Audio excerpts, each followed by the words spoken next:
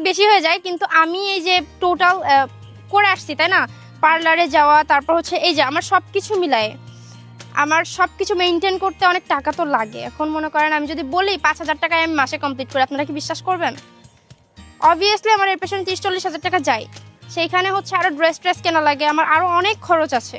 সব মিলায় একটা ছেলের যদি 10 লাখ টাকা ইনকাম না হয়, তাহলে সে আমাকে চালাতে পারবে না। এটা তাদের বোঝা উচিত। আমার তো বলা লাগে না, তাদের তো নিজের কমন সেন্স দিয়ে বোঝা উচিত। বাইরে ভাই তোর যে যে চেহারা, আমার মনে হয় না যারা 10 লাখ টাকা ইনকাম করে তারা তোকে বিয়ে করবো। তোর যে চেহারা, তুই যে টাকা খরচ করস বলছো, 10 লাখ টাকা মাসে ইনকাম না করলে তুই বিয়ে করবি না, হ্যাঁ? তুই নিজেকে এত কনফিডেন্সলি বলতে পারস 10 লাখ টাকা হলে বিয়ে করবি, হ্যাঁ, মাসে? আরে বোন, তোর জিন্দিগিতে কেউ বিয়ে করবো 10 লাখ টাকা ইনকাম যে করে দে? তোর চেহারা দেখছস, তোর ফুলিয়া দেখছস?